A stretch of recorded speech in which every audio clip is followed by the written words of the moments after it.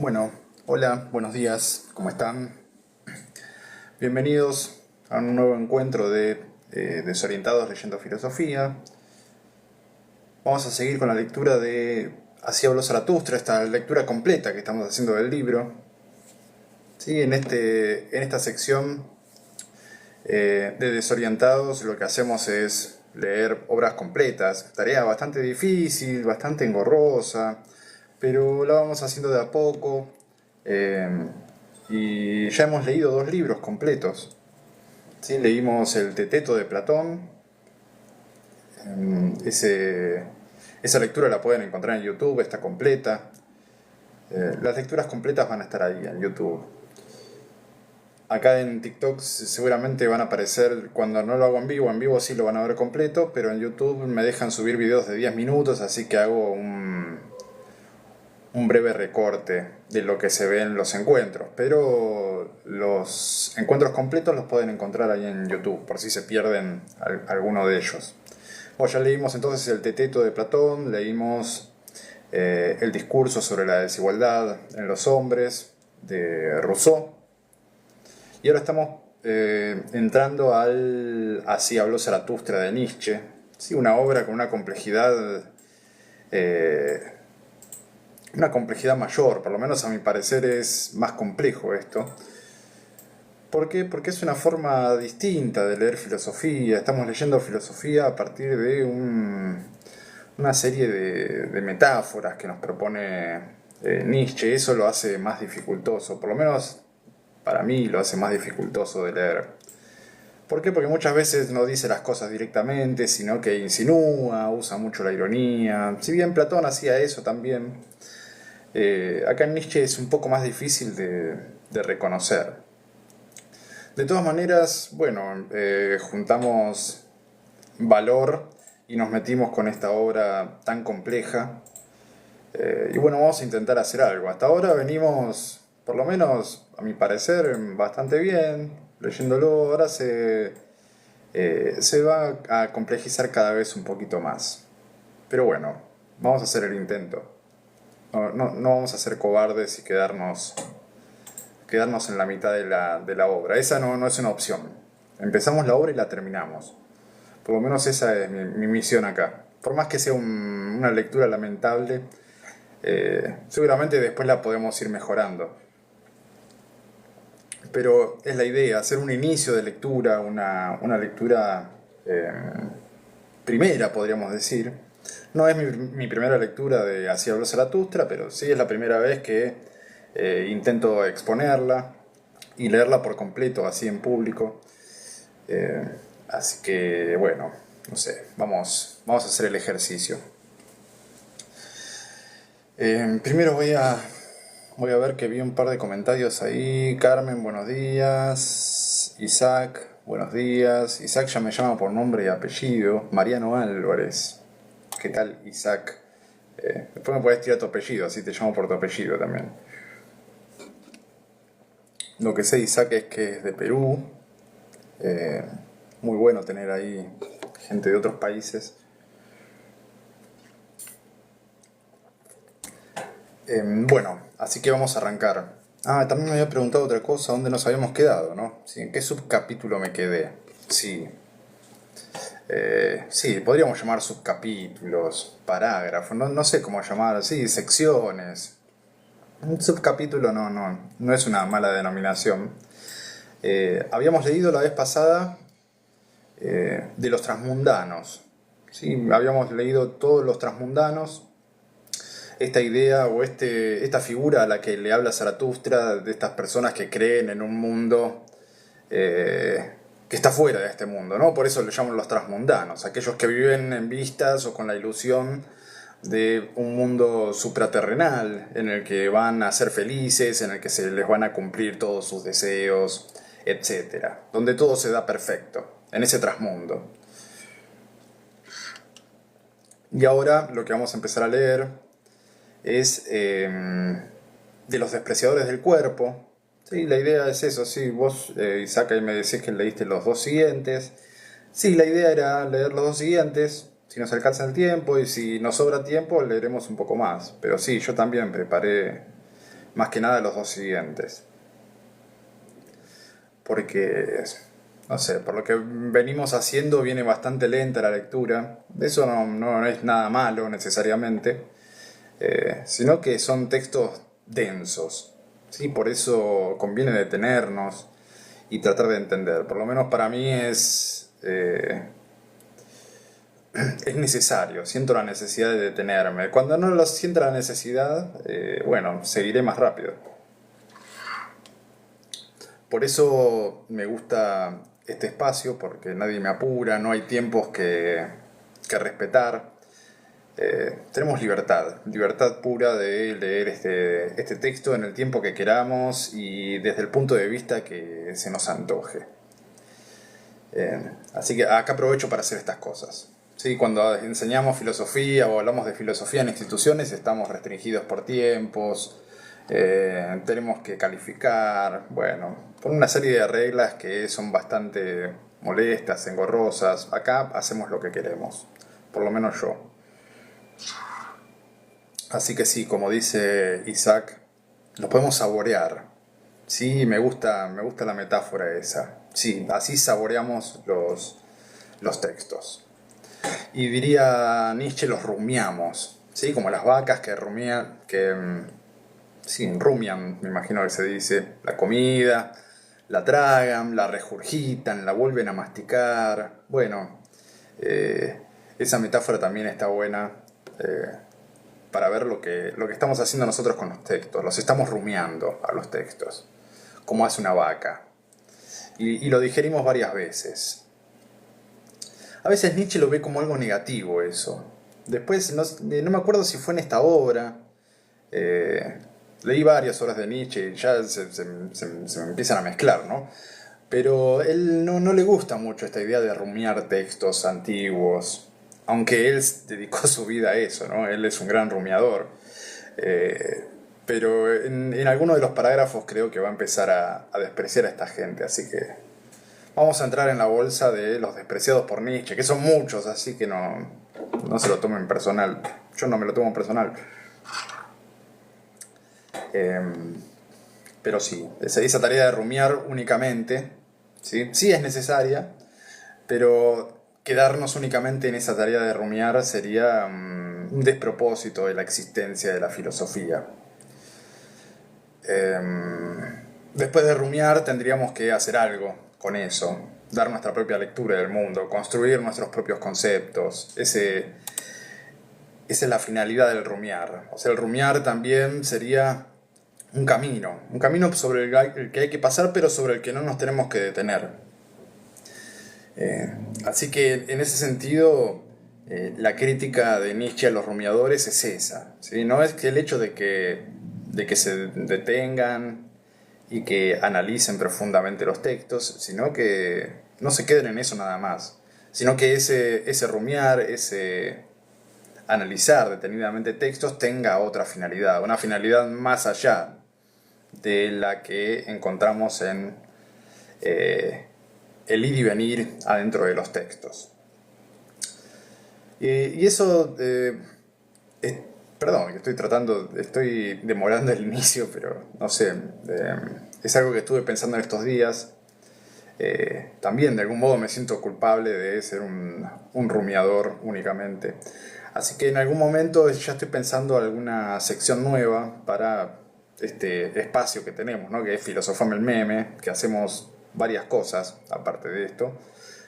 Bueno, quiero que este sea nuestro espacio de rumiar textos y voy a abrir otro espacio más adelante para hablar del mundo directamente, algo que generalmente en la academia está mal visto, y como estamos fuera de la academia en este espacio, me gustaría darme el lujo de hacer eso, por más que no guste, ¿sí? Generalmente en la academia hablar directamente del mundo sin hablar de autores del pasado, sin recurrir a textos del pasado, es como una actividad ilegal, ¿no? Una actividad mal vista en las instituciones en general. ¿Sí? Si nosotros presentamos un trabajo en alguna facultad, en algún congreso, siempre tiene que estar dirigido hacia algún autor. Si hablamos nosotros desde nuestro desde nuestra perspectiva propia, bueno, eso no le gusta a la gente de la filosofía, no le gusta a la gente de las academias. Tenemos que demostrar erudición, ¿no? Tenemos que demostrar que conocemos un montón de autores y que sabemos exactamente lo que dicen y que los podemos analizar profundamente. Bueno, eso es lo que critica Nietzsche y algo que se sigue haciendo en las facultades. En algún momento hay que pegar el salto y hablar seriamente acerca de la realidad, ¿no? Acerca del mundo. Y estoy pensando una sección para hacer eso. No, esta no va a ser cancelada, obviamente. Es, es un ejercicio que aprecio mucho, que lo disfruto. Pero es por eso lo hago todos los sábados a la mañana, sin falta. Feriado, llueve, vacaciones, no me importa, lo hago. Pues siento que es necesario. Pero también es necesaria la otra parte. Que bueno, ya nos animaremos a realizarla, ¿no? A hacer una lectura propia de la realidad sin hablar de autores. ¿Sí? Para hablar de autores tenemos este espacio, vamos a abrir otro para hablar del mundo directamente. Y bueno, hay que juntar un poco de valor para esas cosas y armarlo en la cabeza, y estoy en ese proceso. Estoy tratando de decidirme cuál va a ser el encuadre de esas lecturas. Y por lo que tengo pensado, ese encuadre va a ser un encuadre fenomenológico. ¿Sí? Estoy incursionando en la técnica de la fenomenología, que es una especie de método filosófico, podríamos decir, una corriente filosófica, la fenomenología. Bueno, me estoy adentrando en esos mundos que nos proponen esto mismo, nos proponen una descripción del mundo, una descripción de los fenómenos que involucra al sujeto, las vivencias del sujeto, y que en algún punto lo habilitan o habilitan a cualquiera, ¿sí? A ofrecer su propia descripción de las cosas, su propia lectura de la realidad sin apelar necesariamente a la tradición. Sí, no es ilegal apelar a la tradición porque sí, es algo que constituye nuestra experiencia, pero no es lo único. Así que no sé, estoy analizando eso, estoy estudiando por ahora. Fenomenología, hermenéutica, estoy navegando por ahí. Y seguramente la nueva sección esté destinada a eso, a una lectura fenomenológica, hermenéutica de las cosas. Pero está en construcción. A ver, acá hay una pregunta: ¿cómo se constituye el otro como alteridad irreductible en la conciencia? Aguantá, esperá, es una pregunta un poco descolocada y complejísima para abordarla acá. Entiendo tu duda, pero no sé, no la voy a poder responder ahora, y menos desde lo que estamos leyendo. No sé si será, no sé, una pregunta de parcial, algo que están ahí buscando, pero es algo que necesita mucho trabajo eso.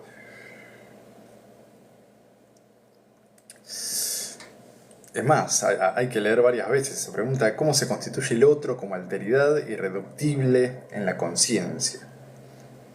Bueno, sí, tiene que ver un poco con la fenomenología, ¿no? ¿Cómo se constituye el otro? En realidad, desde la fenomenología o desde la hermenéutica, nosotros nos constituimos a partir del otro.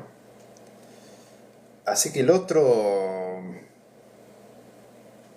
sí, no sería una alteridad. Lo que sería una alteridad seríamos nosotros, lo otro del otro, ¿no? Es una lectura compleja y habría que encararla con la seriedad que se merece. Pero sí, no, yo por lo menos tengo la creencia de que no constituimos al otro nosotros, sino que nos constituimos a partir del otro. Y después en esa vuelta por ahí sí constituimos al otro, pero con un camino ya recorrido en el que nos constituimos nosotros a partir de las otras personas. Vamos con Nietzsche. No me quiero ir por esos lados porque son peligrosos y Y hay que prepararse bien para responder ese tipo de preguntas. Pero bien, vayamos a lo que nos trajo acá. Vamos al parágrafo de los despreciadores del cuerpo. Para los que tienen el PDF este libre que estamos leyendo, en la página 19. Y si están leyendo cualquier versión de Así habló Zaratustra, van a ese parágrafo de los despreciadores del cuerpo. Empiezo a leer. Ya antes había hablado de los transmundanos, aquellos que creían en otros mundos. Ahora va a hablar de aquellas personas, aquellas corrientes filosóficas, aquellas religiones, entonces, que desprecian el cuerpo. Así que empiezo. Dice: a los despreciadores del cuerpo quiero decirles mi palabra. No deben aprender ni enseñar otras doctrinas, sino tan solo decir adiós a su propio cuerpo y así enmudecer. Sí, un principio un poco agresivo, al menos así lo percibo yo. Es una agresión directa de Nietzsche, ¿no? A estos despreciadores del cuerpo les dicen: no tienen que aprender ni enseñar nada, solamente tienen que decirle adiós a su cuerpo y enmudecer. Hablando en criollo podríamos decir, muéranse, ¿sí? Eso por lo menos lo que interpreto yo. Está diciendo: mátense, muéranse ustedes, los despreciadores del cuerpo. Si tanto desprecian el cuerpo, bueno, háganlo desaparecer y van a ver que no van a hablar más. ¿Sí? Tanto que lo desprecian, bueno, háganlo pelota a su cuerpo. Es lo mejor que pueden hacer por ustedes y por el mundo. Así de agresivo es Nietzsche cuando habla. En este caso, Nietzsche hablando a través de Zaratustra, ¿no? Cuerpo soy yo y alma, dice. Isaac dice: Nietzsche los manda a callar porque para él el cuerpo es todo. Claro, sí, ahora vamos a ver que el cuerpo lo es todo. Por eso les dice eso. Si el cuerpo es algo secundario, bueno, sáquenselo, a ver qué pasa. Es más, se lo recomiendo, dice Nietzsche. Sáquense el cuerpo de encima. Va a ser lo mejor. Así o prueban su teoría o, bueno, por lo menos se callan la boca. Y acá hace su afirmación, ¿no? Dice: cuerpo soy yo y alma. Así habla el niño. ¿Y por qué no hablar como los niños? Pero el despierto, el sapiente, dice: cuerpo soy yo, íntegramente, y ninguna otra cosa.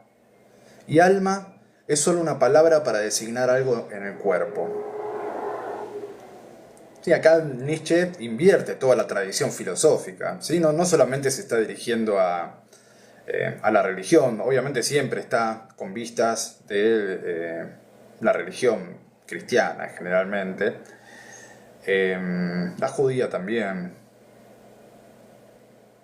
Aquellos que creen que el alma es más importante que el cuerpo, que el alma es aquello más perfecto, ¿sí?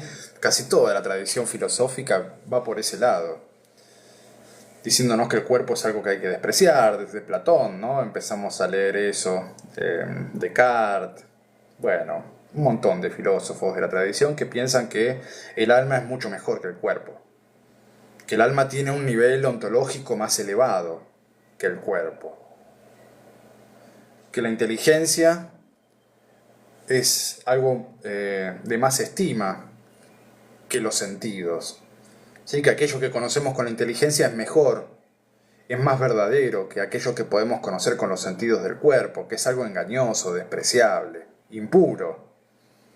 ¿No? La impureza y el cuerpo están íntimamente relacionados en el pensamiento religioso. Sí, el cuerpo es algo que hay que despreciar. Y dice: el despierto, el que sabe, ¿sí? Sabe que es cuerpo íntegramente y ninguna otra cosa. Sin cuerpo no seríamos nada. Sin cuerpo no se podría pensar. Y alma es una palabra únicamente para designar algo que hay en el cuerpo. Entonces el primero es el cuerpo y después el alma. Esta es otra inversión que realiza Nietzsche. O sea, si creemos imposible la inversión de todos los valores, de todo nuestro conocimiento, bueno, Nietzsche lo hace posible.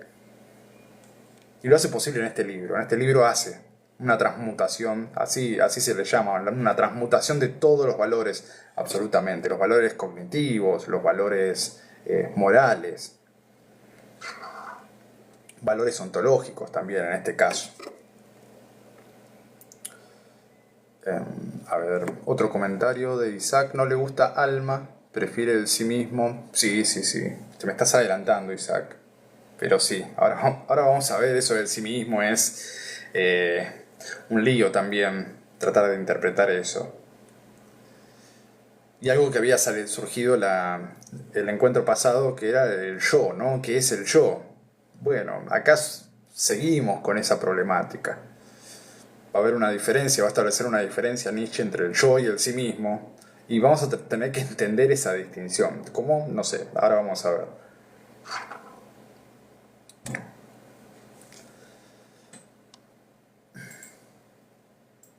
El cuerpo es una gran razón, una pluralidad dotada de un único sentido, una guerra y una paz, un rebaño y un pastor. Y acá está tratando de decir, bueno, lo que es el cuerpo, a diferencia de aquello que se nos ha dicho que es que nosotros por lo menos somos una conjunción de cuerpo y alma. Acá lo que está diciendo Nietzsche, o lo que dice Zaratustra, es que primero está el cuerpo, y el cuerpo es una gran razón. Y creo que hablando de razón en este sentido, está hablando de una inteligencia, una organización. ¿Sí? Y esa organización que es el cuerpo, ¿sí? Los cuerpos están organizados. Por eso también los llamamos organismos, ¿no? Un organismo vivo, un cuerpo vivo es un organismo, es una cosa o un conjunto de cosas. En realidad no es una cosa única, sino que es un conjunto de cosas que está organizada de un determinado modo. Y esa sería la gran razón que es el cuerpo. Hay una inteligencia organizando el cuerpo. El cuerpo está ordenado inteligentemente. Y creo que por ese lado va cuando nos dice que el cuerpo es una gran razón. ¿Sí? Nuestro cuerpo no es meramente cuerpo. Nuestro cuerpo tiene un orden. Y ese orden corporal, ese orden que produce un organismo, es una pluralidad. Son un montón de cosas el cuerpo. La cuestión es que esta pluralidad de cosas está organizada en un único sentido. Eso es lo que le da unidad. Eso por lo menos es a lo que le llamaríamos alma nosotros, ¿no? A esa organización corporal, a eso que es el cuerpo, que surge a partir del cuerpo, pero que en algún punto es distinto del cuerpo, aunque sin el cuerpo no sería nada. Un orden sin nada que esté ordenado no tiene sentido. Un orden sin nada que ordenar no es nada. Y de esto está hablando Zaratustra. El orden es orden únicamente si hay un cuerpo que se ordene. Entonces esa razón es algo del cuerpo. Y el cuerpo es una pluralidad. Son un montón de cosas ordenadas.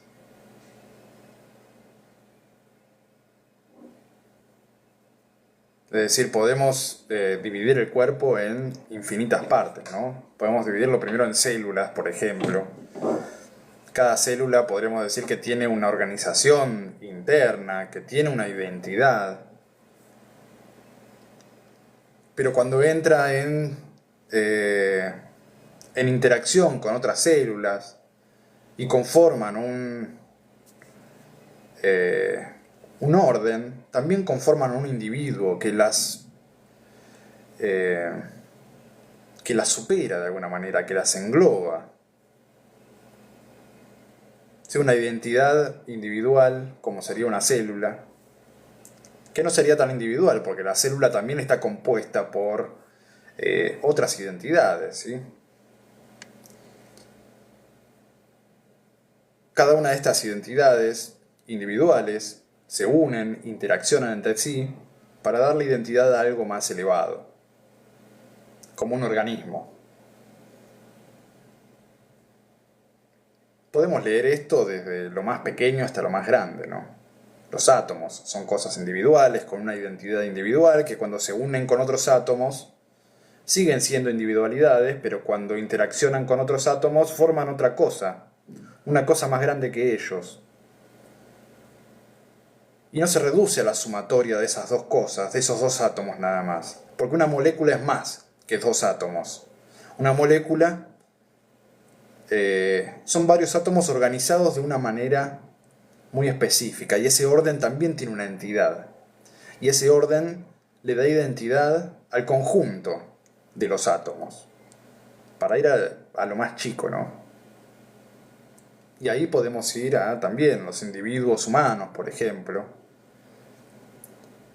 Podrían ser considerados individuos, pero cuando están dentro de una sociedad interactuando con otras personas, le dan entidad a un individuo mayor, a una organización mayor, ¿no? A un Estado, podríamos decir una república. Una república también la podríamos considerar como un organismo vivo. Una pluralidad, dotada de un único sentido, como está diciendo acá Nietzsche, ¿no? Y en su interior hay una guerra y una paz. Y como estaba comentando por ahí, vi Isaac, esta guerra y esta paz está hablando, sí, de una lucha de contrarios, ¿no? Estos individuos luchan entre sí, hay una tensión en esas relaciones.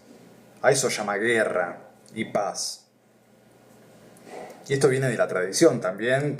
Nietzsche es un amante de la tradición filosófica antigua. Esto lo podemos relacionar con Heráclito, ¿no? Que habla de la guerra de los opuestos.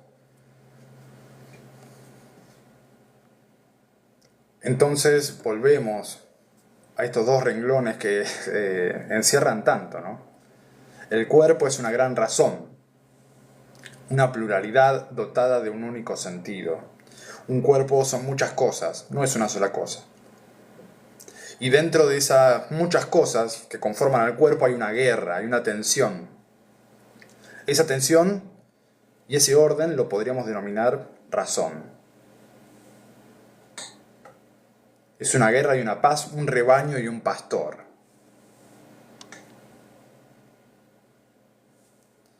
Ahí Carmen dice, el todo es más que la suma de sus partes. Claro, sí, estamos por ahí. Estamos en ese sentido.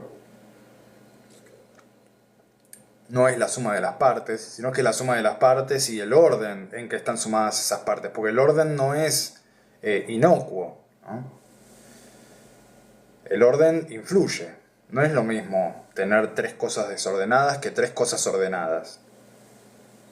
Tres cosas dispersas que tres cosas unidas. Si no es lo mismo tres átomos separados que tres átomos interactuando entre sí. Ahí hay otra cosa. Forman una tercera cosa que la supera. Y ahí podríamos hablar de dialéctica, ¿no? Cuando interaccionan dos cosas, suele pasar que una niega a la otra y necesita de una superación. Y esa superación sería ese incluir las dos cosas que se están oponiendo, más la interacción que existe entre ellas.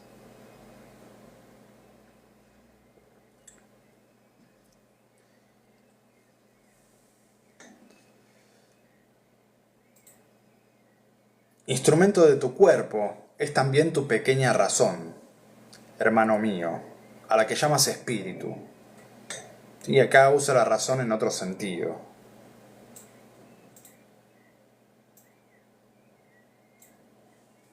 Tenemos que tratar de entender esos sentidos de razón que está usando. Habla de una pequeña razón y de una gran razón.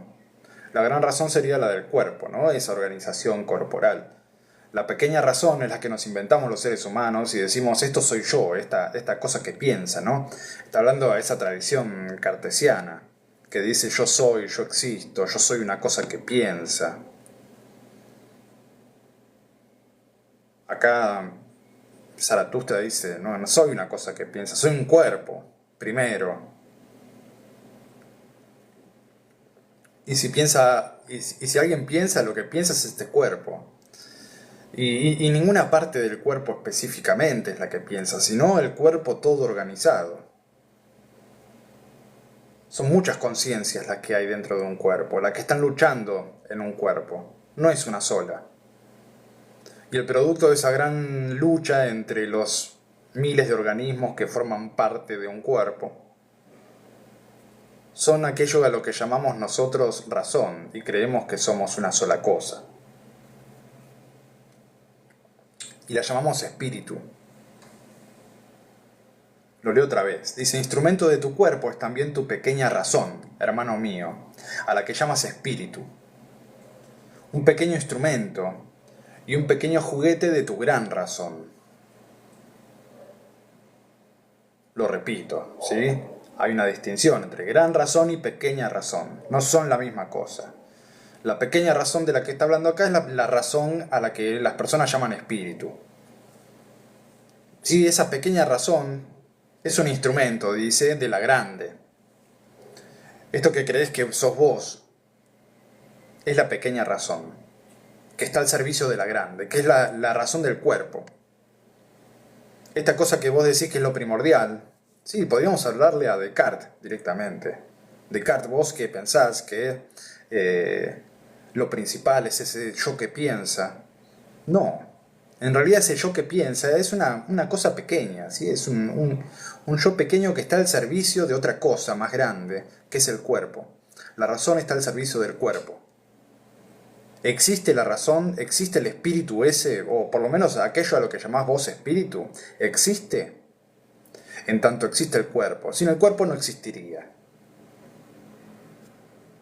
Y no solo que existe porque existe el cuerpo, sino que existe en vistas del cuerpo, al servicio del cuerpo. Entonces la pequeña razón es una razón verdadera o es una razón útil o es una razón que tiene un sentido cuando actúa en vistas del cuerpo. De ahí salió y al servicio de él está.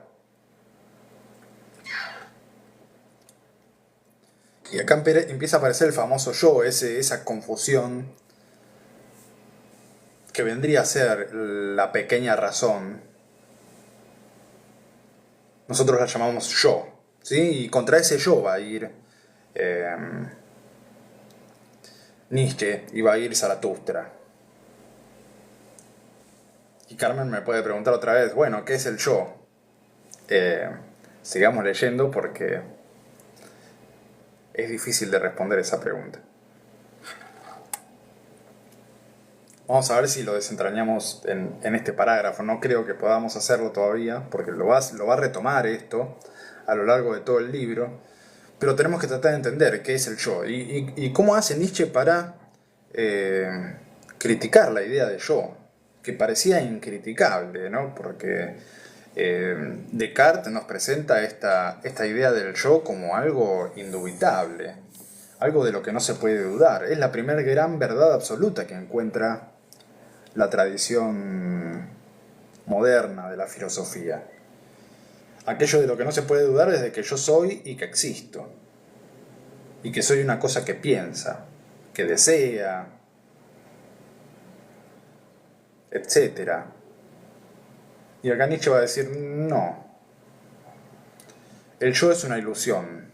Es un nombre que le ponemos a una parte muy pequeña del cuerpo. Ese yo del que vos hablás no es una cosa única, sino que son muchas cosas. Es mucho más complejo de lo que dice Descartes. El yo es una lucha interna. Y en algún punto todo aquel ser viviente y racional podría dar razón de esto, ¿no? Cada uno de nosotros es testigo de esa lucha interna que somos todos. Muchas veces estamos en desacuerdo con nosotros mismos, y esto es evidencia de que no somos una sola cosa, de que somos varias. Es más, somos muchas, diría Nietzsche. Somos muchas cosas y vamos cambiando de opinión todo el tiempo. Cada una de esas partes nuestras va cambiando de opinión. Dices yo y estás orgulloso de esa palabra. Así denuncia a los despreciadores del cuerpo, ¿no? Pero esa cosa aún más grande, en la que tú no quieres creer, tu cuerpo y su gran razón, esa no dice yo, pero hace yo. Sí, cuando actúa el cuerpo, actúa como un yo, actúa como una cosa individual, pero no dice que es una cosa individual. Y acá de nuevo, distinguiendo, ¿no? Acá tenemos pruebas de que sí, la pequeña razón es una cosa y la grande es otra. La gran razón es la del cuerpo. La pequeña razón es aquella que imagina, el que cree que el yo es algo verdadero, que es algo real. Es algo real el yo, pero no es lo principal. Es una pequeña parte de este gran yo y está al servicio de él.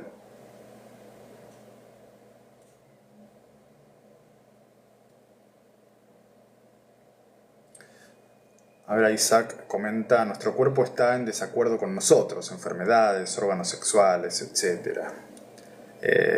Sí, puede ser. Acá Nietzsche lo que diría, bueno, estás pensando todavía en algo dual, ¿no? Estás hablando del cuerpo como si el cuerpo pudiera estar en contra del cuerpo mismo. Que sí, también puede ser. ¿Por qué puede ser? Y porque somos un cúmulo de individuos, así que pensándolo así, sí, el cuerpo puede estar en desacuerdo consigo mismo, porque está constituido por una guerra, por una tensión interna. Así podemos explicar, sí, no sé, en enfermedades, por ejemplo, autoinmunes, ¿no? En la que el cuerpo se ataca a sí mismo. Eso da razón de que el cuerpo no es una sola cosa. Si fuera una sola cosa no podría atacarse a sí mismo. El cuerpo consta de muchos individuos y esos individuos a veces se ponen en conflicto, tanto en la conciencia como en el cuerpo, ¿no? Si hay algo que se llama conciencia, no sé, eso lo tendríamos que discutir con Nietzsche. Entonces, lo que el sentido siente, lo que el espíritu conoce, eso nunca tiene dentro de sí su final. Y cuando habla de su final, está hablando de finalidad, ¿no? Lo que el sentido siente, entonces, lo que perciben los sentidos, no tienen dentro de sí su final. El sentido no siente porque sí, para conocer el mundo. El espíritu, lo que conoce, la finalidad del espíritu no es conocer. Ahí no está el fin de su acción. El espíritu conoce porque lo necesita el cuerpo para algo. O sea, el final, la finalidad, está en el cuerpo, no en el espíritu, no en el sentido que siente. Lo que siente el sentido lo siente porque el cuerpo necesita sentir eso. Si una serpiente que percibe el calor de otro individuo, de otro ser vivo, lo siente porque lo necesita ese sentido para alimentarse, para alimentar su cuerpo, por ejemplo. Y lo que nos plantea acá es que nuestra razón, ¿sí? Eso que llamamos espíritu, inteligencia, como lo quieran llamar, está al servicio del cuerpo. O sea, la inteligencia no existe como un fin en sí mismo. La inteligencia no está para conocer y regocijarse en su conocimiento, sino que la inteligencia está al servicio del cuerpo. Está para resolver cosas, para resolver interacciones con el medio ambiente que el cuerpo necesita resolver. Y eso hace más fácil la supervivencia del cuerpo. Una inteligencia que pueda discernir, que pueda analizar lo que ocurre afuera, que pueda anticipar cosas. En este sentido, entonces, sí, la inteligencia sería el producto de la evolución biológica de los seres vivos. Y tiene una utilidad para eso, para la supervivencia, no para conocer. Y acá también está hablando con la tradición, ¿no? Esa cosa que piensa no tiene existencia únicamente para conocer o para autoconocerse. Esa no es la finalidad de la inteligencia. La finalidad de la inteligencia está en el cuerpo, está en la gran razón.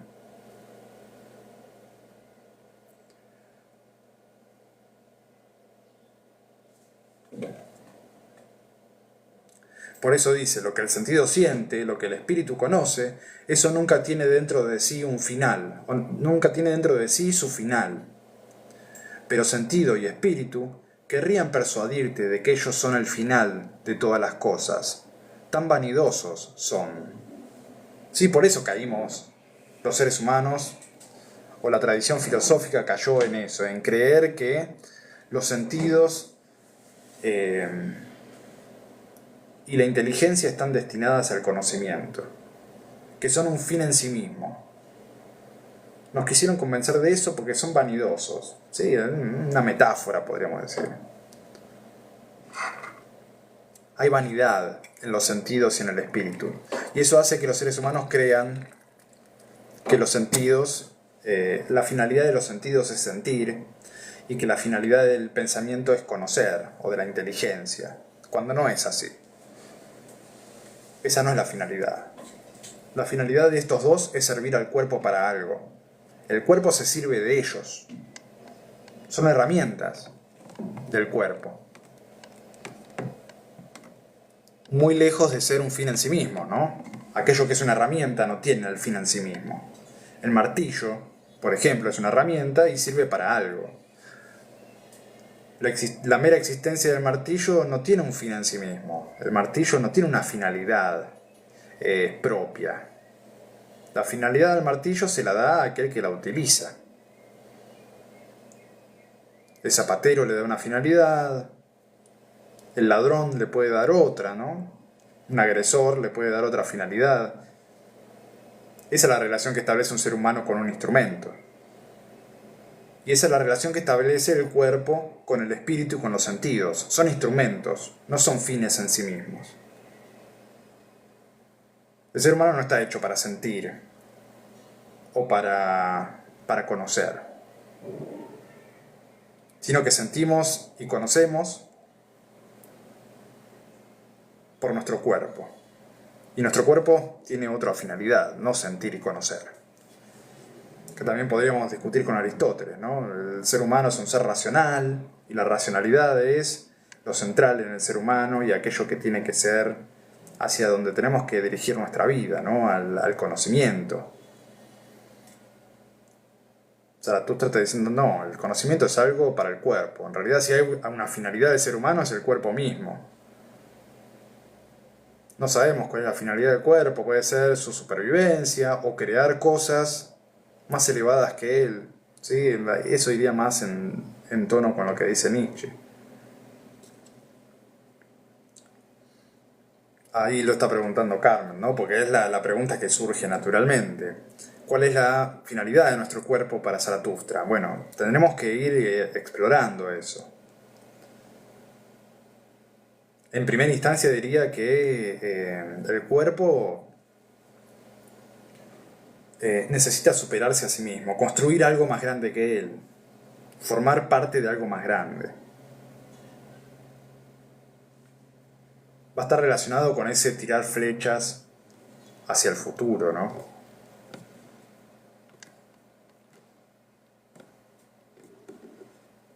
La finalidad es el superhombre. Claro, ahí está, me lo sacaste de la boca, Isaac. Sí. Sí, lo dijimos en simultáneo, por lo menos así lo leí yo. Sí, la finalidad es el superhombre. Eso ya lo habíamos visto antes y ahora se puede fusionar con esto, ¿no? Sí, la finalidad del cuerpo sería eso, superarse a sí mismo y llegar a una instancia más avanzada, podríamos decir, al superhombre. Y después cuando alcancemos el superhombre, bueno, ese superhombre también va a tener que ser superado de alguna manera. Esto no se termina más.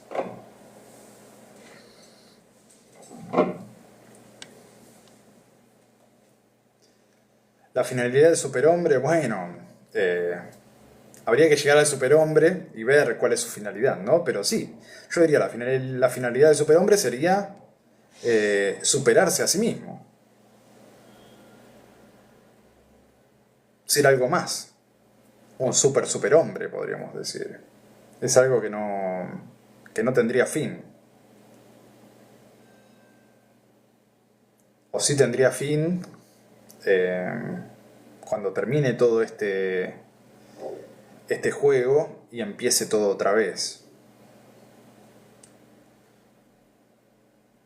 Pero detenerse en una finalidad, en un fin, no es la intención de la filosofía de Nietzsche. Por lo menos eso es lo que interpreto. Detenerse, estancarse es mala palabra para la filosofía nietzscheana, es mala palabra para la vida también. Lo que se detiene, lo vivo, que se detiene, que no hace nada, bueno, no está más vivo. Eso es la muerte, ¿no? No hacer nada. Entonces, una vez que se llegue al superhombre, el superhombre va a tener que hacer algo. No es una finalidad quieta, una meta a la que vayamos a llegar y en la que nos podamos quedar tranquilos. Sí, no, en este mundo no pasan esas cosas. Eso es el mundo de la religión, que nos promete un mundo al que vamos a llegar y en el que vamos a estar tranquilos, y en el que no vamos a tener que alimentarnos, no vamos a tener problemas. Ahí va a llegar la quietud, ¿no? La quietud feliz. Bueno, para la vida la quietud no es una felicidad, para la vida la quietud es la muerte. Entonces, una vez que se llega al superhombre, si es que se llega, por ahora lo está promocionando, ¿no? Zaratustra está promocionando ese pasaje al superhombre. Después, cuando lleguemos al superhombre, bueno, nos preocuparemos por lo que pasa con él y en qué sentido tiene que ser superado. Pero por ahora nos tenemos que preocupar por superar al hombre. Pero sí, el superhombre tendría una finalidad. También sería un tránsito, me imagino.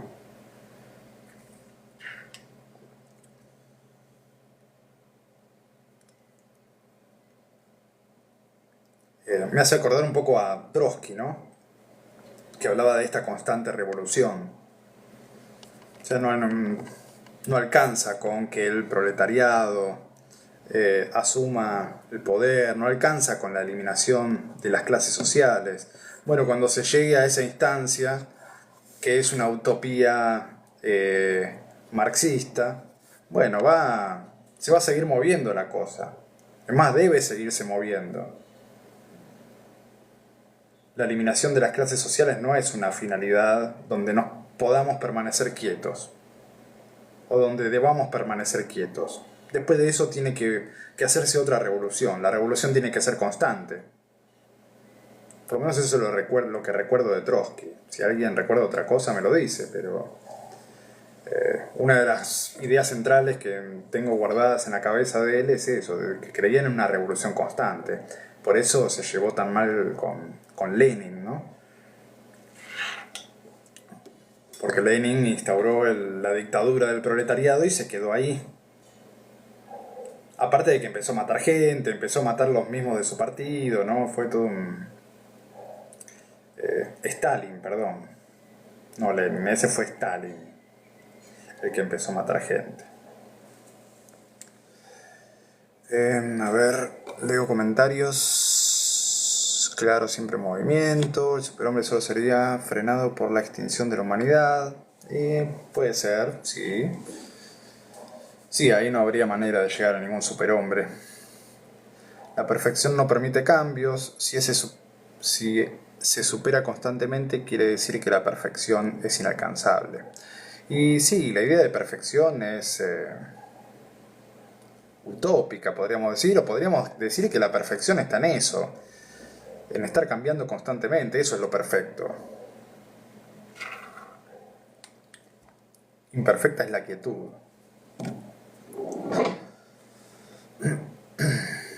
Bueno, sigo. Instrumentos y juguetes son el sentido y el espíritu. ¿Sí? Acá otra vez.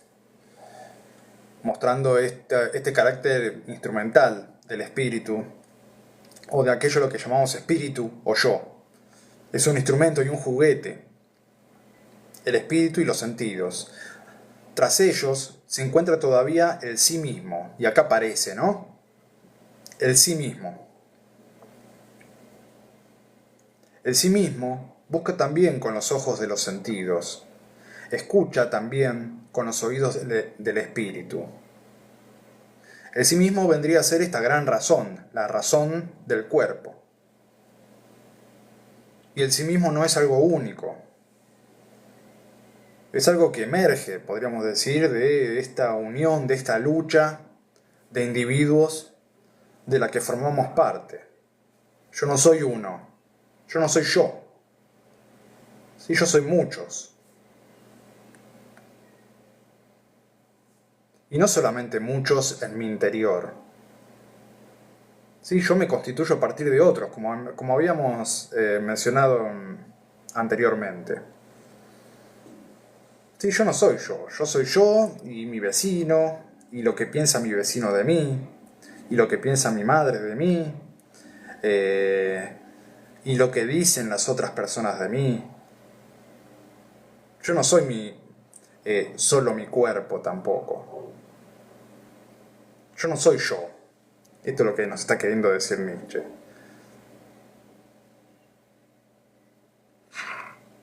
Usar la palabra yo es una abstracción de un montón de cosas.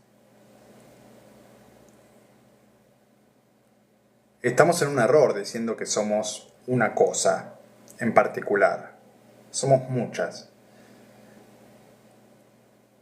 Y no solo las muchas que nos constituyen, sino las muchas... Sí, somos las muchas que nos constituyen, pero no todas son internas. ¿Sí? También hay muchas cosas que nos constituyen que son externas a nosotros. Más, podríamos decir que son más las externas que las internas.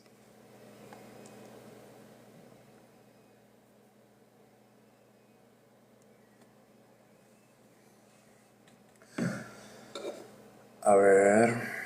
Claro, la perfección... Esto ya lo leí.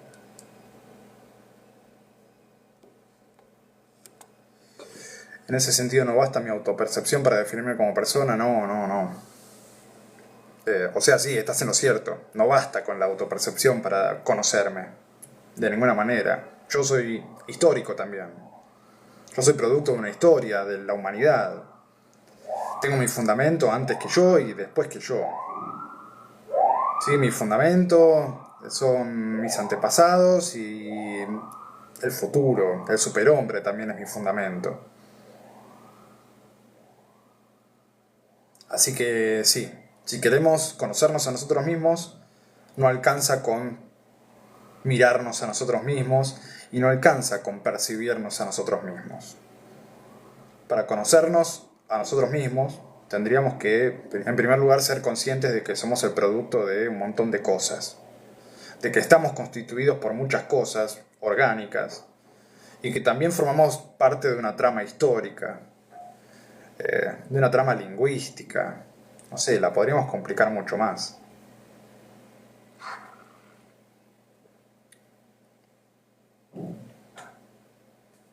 Y en eso estaba pensando, sí, lo que está diciendo Isaac, nuestra generación, nuestra asignación de género, no solo depende de nuestra autopercepción, no depende de nuestra autopercepción, no depende de nuestro cuerpo tampoco. ¿Sí? La asignación de género es una asignación, podríamos decir, histórica, social. ¿Sí? Eso es lo que se está trabajando, ¿no? En las cuestiones de género.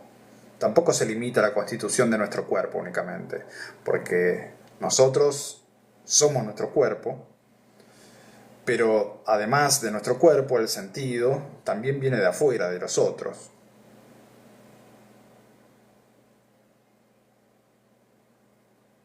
Bueno, voy a seguir, porque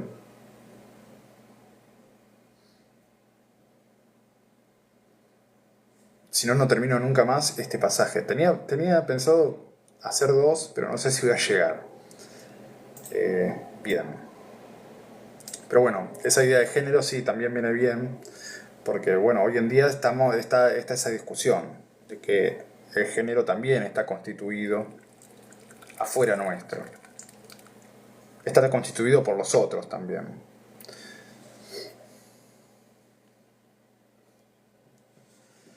Sin embargo, dice, ahora cada uno quiere imponer su autopercepción como lo único válido. Y no sé, tendría que pensarlo un poco más.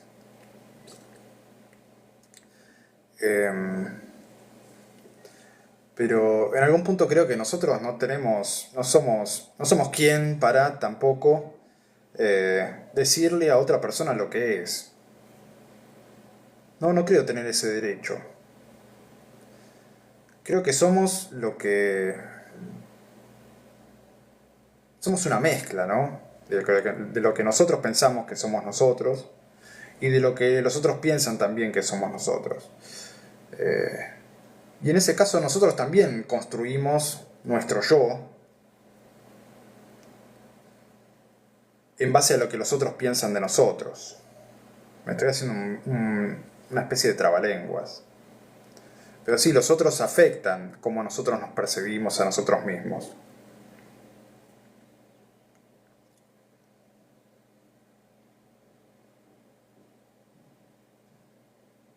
Pero lo que seamos, bueno, depende de muchas cosas.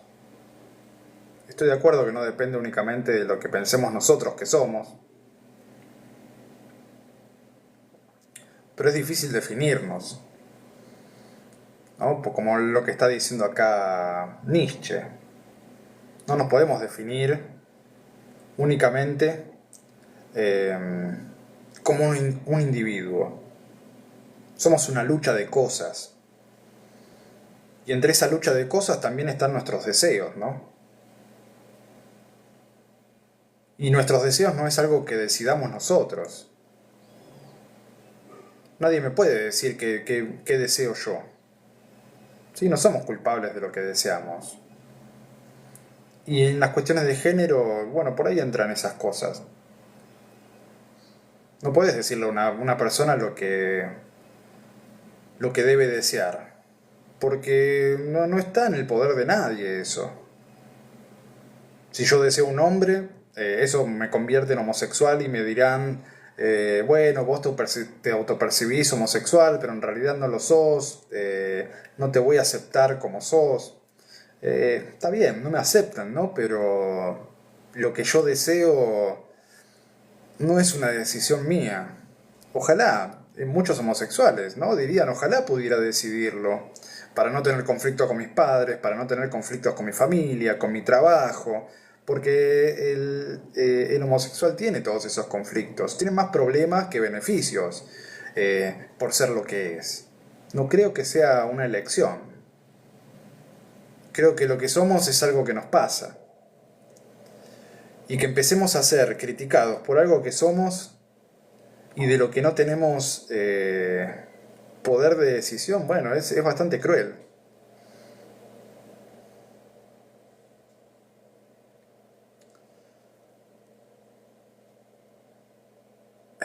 Oh, hay muchas cosas escritas.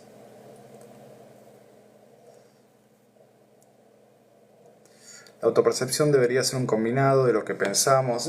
Claro, que no es lo que debería ser, sino lo que es, ¿no? Sí, nuestra autopercepción es un montón de cosas. Lo que debería ser, bueno, no sé, acá estamos tratando de definir lo que son las cosas. Lo que debería ser, bueno, ahí nos ponemos más en cuestiones éticas, que también, bueno, van a aparecer éticas, morales.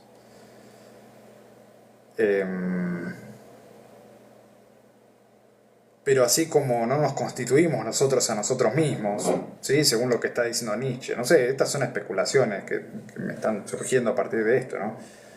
Pero según Nietzsche está diciendo, bueno, no somos lo que queremos ser. Somos una lucha interna de un montón de cosas y somos algo creado por nuestro exterior también, ¿no? Por la sociedad. Entonces, ¿por qué me vienen a culpar de cómo soy? Si yo no tengo la culpa de ser como soy.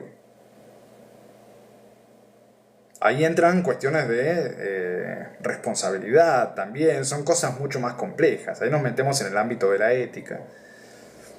Que decimos, bueno, ¿de qué somos responsables? ¿Estamos determinados totalmente por las cosas exteriores? ¿Somos culpables de algo? ¿Está todo determinado? ¿Somos libres? Bueno, eso es una discusión amplia, una discusión muy difícil. Si somos responsables de lo que somos o de lo que hacemos.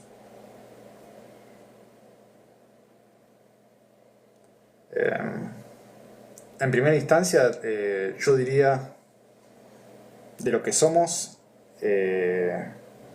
por lo menos de lo que deseamos, me gustaría quedarme ahí nada más y arriesgar esa afirmación, de lo que deseamos no somos culpables. El deseo es algo que nos acontece, no es algo que esté dentro de nuestro poder de decisión, es una opinión propia, ¿no? No nos pueden culpar por lo que deseamos. Pero ahí surgen otras cosas, ¿no? Yo puedo desear matar personas, ¿no? Y ahí no sé si estoy tan de acuerdo con eso. Si tiene que ser respetado ese deseo. Porque involucra a otras personas. Pero mi deseo sexual, mientras me afecte a mí únicamente, creo que no debería ser problema de nadie. Lo que haga yo en mi intimidad no es problema de nadie más que de mí y de quien esté conmigo en mi intimidad.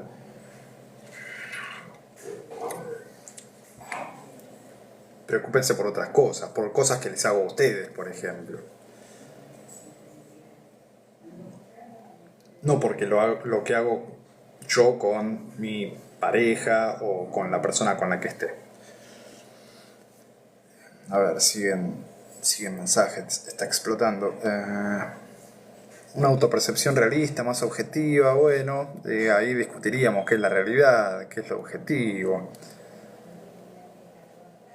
Pero si Nietzsche sí nos está diciendo lo correcto, el sí mismo cuerpo como ente totalizador.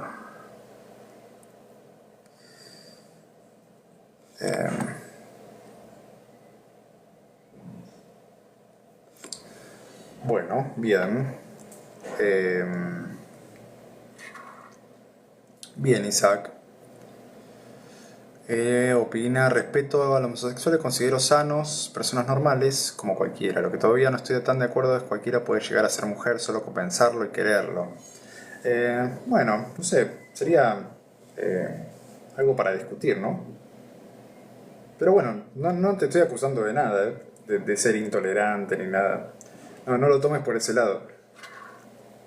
Es una reflexión que yo tengo recurrentemente con respecto a eso. Eh, sí, pero creo que es mientras no involucre o no cause directamente perjuicios a otras personas. Sí, prejuicios, eso despierta siempre prejuicios, pero eso, bueno, todo lo que hagamos va a despertar prejuicios. Pero mientras no perjudique a otras personas, y creo que lo que hacemos en nuestra cama no perjudica a nadie, ¿no? De última nos perjudicaría a nosotros mismos. No debería ser tema de interés de los otros. Pero bueno, sigamos. Ya podremos leer algún texto que hable más al respecto. Me gusta mucho Paul Preciado. En realidad también se llama Beatriz, es Paul Beatriz Preciado. Me gusta mucho leerlo. Me cuesta porque durante mi relación con Preciado, con el filósofo, hubo una transición. Yo lo empecé a leer cuando era mujer, o cuando, no sé cómo decirlo, cuando vivía en un cuerpo de una mujer, y después lo conocí en su transición y cuando se hizo hombre, aunque no podríamos llamarlo de esa manera, se hizo lo que es, ¿no? Beatriz Paul Preciado. Me gustaría leer algún libro de él que habla más específicamente de estas cosas. Pero bueno, No nos desviemos, que quiero terminar esto, ya estamos casi en el final.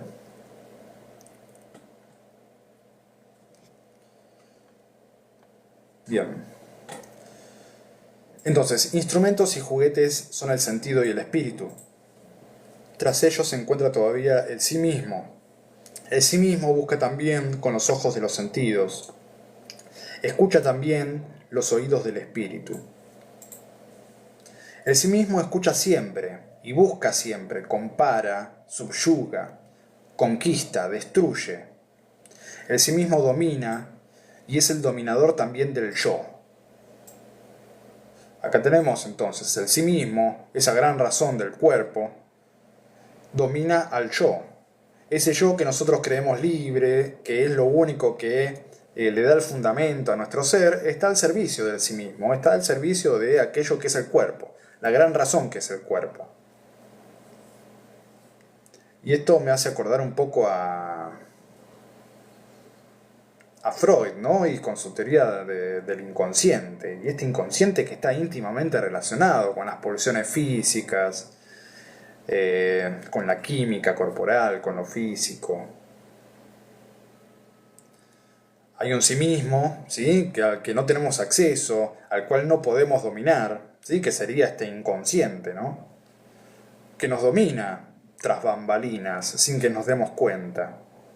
Bueno, por ahí estamos, ahí en un germen del inconsciente freudiano acá. El sí mismo. Aquella cosa del cuerpo que condiciona todo lo que hace el yo.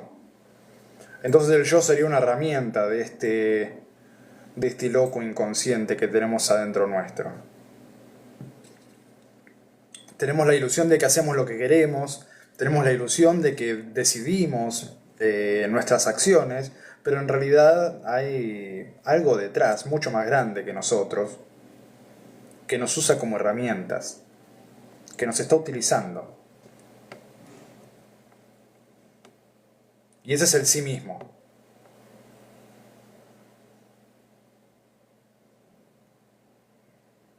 Detrás de tus pensamientos y sentimientos, hermano mío, se encuentra un soberano poderoso, un sabio desconocido. Llámase sí mismo. En tu cuerpo habita. Es tu cuerpo.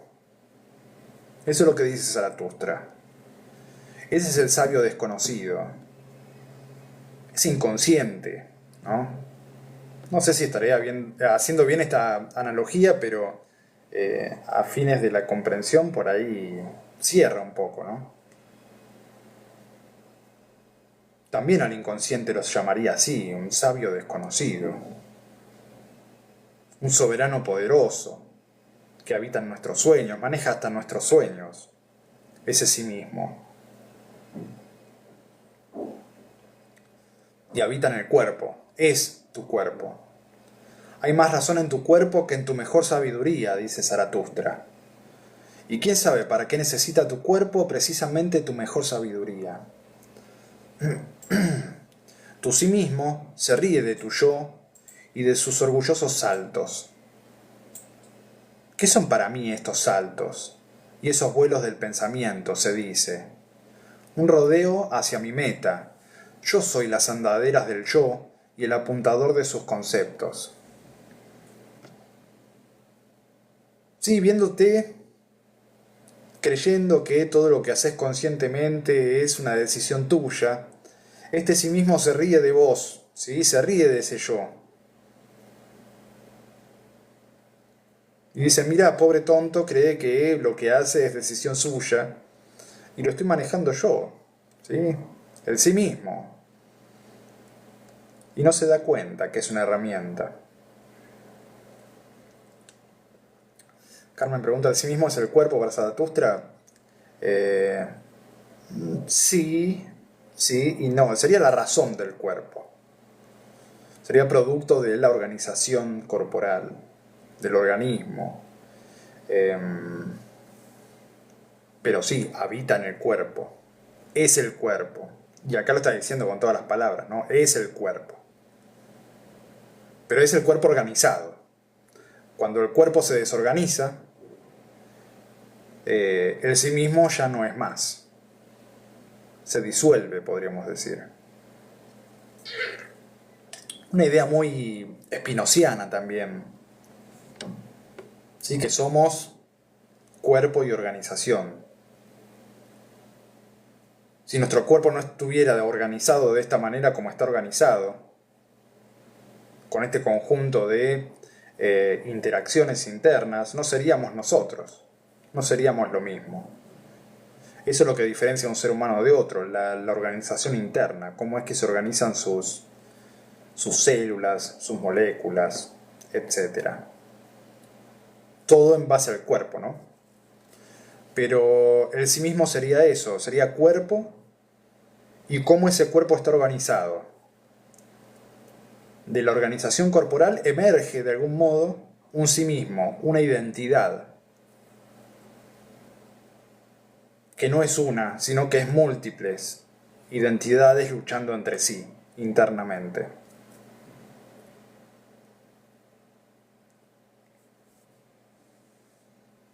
Hasta nuestros pensamientos son independientes de nosotros muchas veces. Lo que pensamos, podríamos decir que no son decisiones nuestras, ¿no? Pónganse, decidan no pensar a ver si pueden hacerlo. Van a ver lo difícil que es. Pareciera que hay un loco dentro nuestro, un sí mismo, que nos tira cosas sin que nosotros seamos partícipes de eso.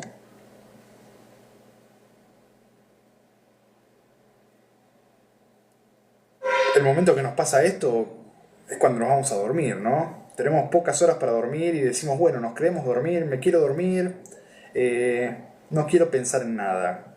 Y en ese momento es cuando más nos empiezan a lanzar pensamientos delante nuestro. Y yo quiero evitar eso, no quiero pensar, ¿no? Pero pareciera ser que eso no es algo consciente, no es algo que esté dentro de mi poder, el pensar. Y cuando Descartes nos decía que sí, que todo pensar, es un yo que piensa, es un yo consciente. Pareciera ser que el sí mismo que nos presenta Nietzsche es mucho más parecido a lo que nos ocurre realmente, ¿no? De que los pensamientos que se nos aparecen son independientes de nosotros.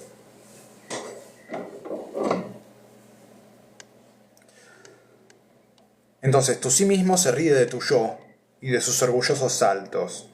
¿Qué son para mí esos saltos y esos vuelos de pensamiento?, se dice. Un rodeo hacia mi meta. Yo soy las andaderas del yo y el apuntador de sus conceptos. El sí mismo dice al yo, siente dolor aquí, y el yo sufre y reflexiona sobre cómo dejar de sufrir. Y justo para ello debe pensar. El sí mismo dice al yo, siente placer aquí, y el yo se alegra y reflexiona sobre cómo seguir gozando a menudo. Y justo para ello debe pensar. Acá estábamos lo que decía yo antes, ¿no? Yo no decido cómo sentir placer. El sí mismo decide cómo siento placer, dónde siento placer y cuándo. Eso no lo decido yo.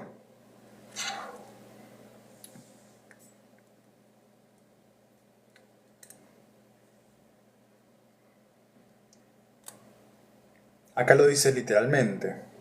El sí mismo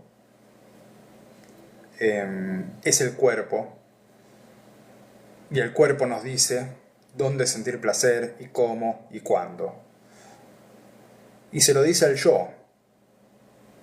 Lo leo otra vez. El sí mismo dice al yo, siente placer aquí, y el yo se alegra y reflexiona sobre cómo seguir gozando a menudo. Y justo para ello debe pensar. O sea, debe pensar para seguir sintiendo placer, donde le indica el sí mismo, el cuerpo.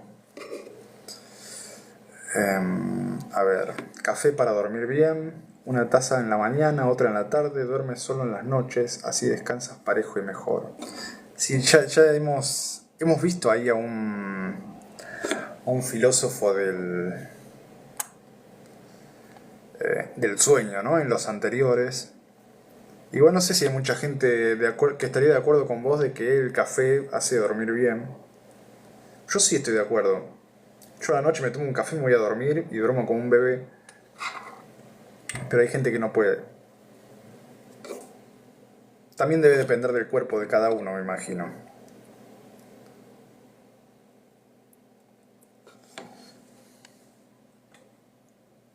Ahí está, sí. Está claro que todos tenemos un cuerpo particular, con gustos particulares y tal vez únicos. Por esto mismo, porque diferimos en la organización del cuerpo, en cómo están organizadas nuestras células, nuestro organismo. Y somos mucho más complicados que eso. También tenemos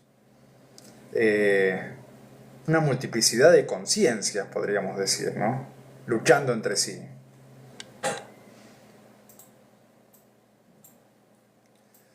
Voy a empezar a ir un poco más rápido porque ya está, ya vamos a ponerle fin a esto. Con un solo parágrafo podría estar 2 horas. A los despreciadores del cuerpo quiero decirles una palabra. Su despreciar constituye su apreciar. ¿Qué es lo que creó el apreciar y el despreciar y el valor y la voluntad? El sí mismo creador se creó para sí el apreciar y el despreciar. Se creó para sí el placer y el dolor. Sí, hablando del sí mismo como el cuerpo. El cuerpo se creó para sí mismo el apreciar y el despreciar. O sea, lo que aprecia o desprecia el yo es lo que aprecia y desprecia el cuerpo. Y se creó para sí el placer y el dolor. Lo que el cuerpo no quiere lo hace saber al yo, mediante el dolor. Y lo que sí quiere, también se lo hace sentir el sí mismo, causándole placer, ¿no? Le dice, acá hay placer, esto seguilo. El cuerpo creador se creó para sí el espíritu como una mano de su voluntad. Y acá está la clave de la cuestión. El cuerpo creador, el sí mismo, se creó para sí el espíritu como una mano de su voluntad. El yo, el espíritu, eso que creemos que somos nosotros, en realidad es una herramienta del cuerpo. Es la mano de su voluntad.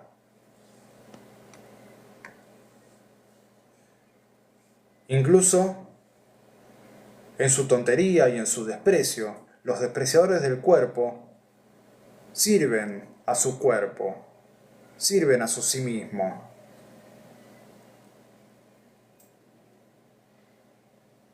Yo les digo también, su sí mismo quiere morir y se aparta de la vida. Ya no es capaz de hacer lo que más quiere. Y acá está lo que quiere el sí mismo, ¿no? Que lo estaba preguntando Carmen. ¿Qué es lo que más quiere el sí mismo? Crear por encima de sí. Eso es lo que quiere. Y cuando hablamos de crear por encima de sí, habíamos visto que estaba el superhombre ahí, ¿no? Como finalidad.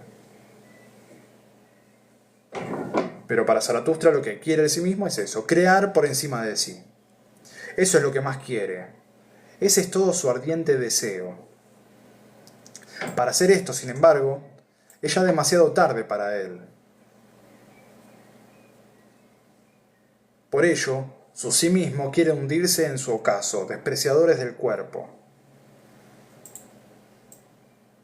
Y esto se les está diciendo a los despreciadores del cuerpo, ¿no? Aquellos que desprecian el cuerpo ya es demasiado tarde para ellos. Su sí mismo, su cuerpo, al ver que centran toda su atención en su yo, despreciando al sí mismo, se quiere hundir, quiere morir. Hundirse en su ocaso quiere su sí mismo. Y por ello se convierten ustedes en despreciadores del cuerpo, porque ya no son capaces de crear por encima de ustedes. Y por eso se enojan ahora contra la vida y contra la tierra. Una inconsciente envidia hay en la oblicua mirada de su desprecio. Yo no voy por su camino, despreciadores del cuerpo. Ustedes no son para mí puentes hacia el superhombre. Así habló Zaratustra. Sí, así les habló a los despreciadores del cuerpo. Yo no voy por ahí. Ustedes no son puentes para el superhombre. Así que, como dijo al principio, sigan despreciando su cuerpo, sáqueselo de encima, destrúyanlo. Eso es lo mejor que pueden hacer. En definitiva, mátense. ¿Sí? Si no te gusta tu cuerpo, mátalo, a ver con qué te quedas. Esa sería la moraleja de Zaratustra. Muy bien, vamos a terminar por hoy.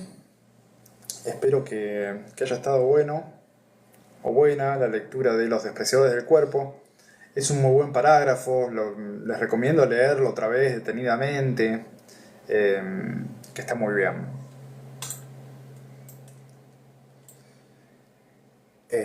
Bueno, me despido por hoy. Nos vemos la semana que viene, si está todo bien. Y vamos a seguir con el parágrafo que se llama De las alegrías y de las pasiones, donde se va a hablar de las virtudes. Pero bueno, eso será tarea del sábado que viene. Espero que tengan buena semana y nos estaremos viendo. Chau, saludos por allá.